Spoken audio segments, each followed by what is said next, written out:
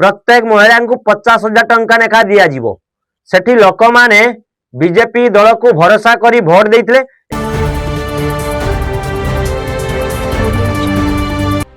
नमस्कार, गीतांजलि न्यूज ओडिया को स्वागत करुछि मु हरिपद। आज मुख्य प्रसंग रही नुआपड़ारे केउ दलर पल्ला भारी हेलानी। कहीं आम प्रसंग को रखीचु जो नुआपड़ारे राजेंद्र ढोलकिया विधायक थिले एवं तांकर देहांत परे जो नुआपड़ारे उपनिर्वाचन हेबाकु जाउछि एथिरे तीनोटी प्रमुख दल कसरत करुछंती विजयर मुकुट पिंधिया पाई। कहीं जो नुआपड़ारे वर्तमान तीनोटी प्रमुख दल बीजेडी बीजेपी एवं कांग्रेस। बीजेडी प्रार्थी होइचंदी स्नेहागिरी छुरिया, बीजेपी प्रार्थी होइचंदी जय ढोलकिया एवं कांग्रेस प्रार्थी होइचंदी घासीराम माझी। एहारी मध्यरे जो बीजेपी जय ढोलकिया रही बापा थिले बीजेडी दलर विधायक, तो कौटी ना कौटी से वर्तमान बीजेपी दलर सामिल है बीजेपी दलर टिकट नहीं नुआपड़ा वासी विधायक हेबार स्वप्न देखी प्रचार मैदान रे अछंती। सेही भली भाव रे जो स्नेहागिरी छुरिया मध्य से नुआपड़ारे मामू घर कही से निर्वाचन मैदान रे मध्य अछंती। आउ जो घासीराम माझी कहले से नुआपड़ार लोक एवं नुआपड़ावासी तांको समस्ते जानिचंती। जो सुभद्रा योजना ना रे इलेक्शन 2024 इलेक्शन पूर्वरु बीजेपी दलर घोषणा करा जायतिला जे प्रत्येक महिला को 50,000 टंका लेखा दि जाव, तो सेठी लोक माने बीजेपी दल को भरोसा करी भोट देते एवं समस्ते आशा व्यक्त करते जो बीजेपी दल जो भली कथा देइछि तो आम कथा रखिबो, आमको एका सांगरे 50,000 टंका देले किए कौन कर सबू आगुआ सब चिंताधारा कर जाइतिले। किंतु एही परिप्रेक्षी रे बीजेपी तार मास्टर स्ट्रोक प्लान खेलीदेला।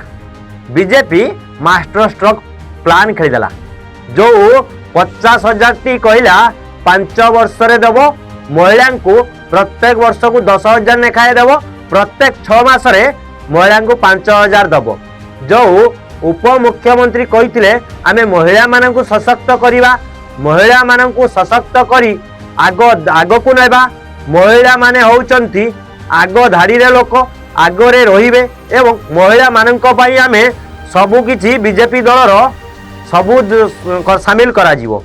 तो यारी मध्य रे जो धक्काबाज बीजेपी दल जो लोकन को भकुआ बनाइतिला सेही भली भाव रे काली नुआपड़ा जाई उप मुख्यमंत्री प्रभाती परिड़ा महिला मान को काली भी मध्य भकुआ बनाइछंती।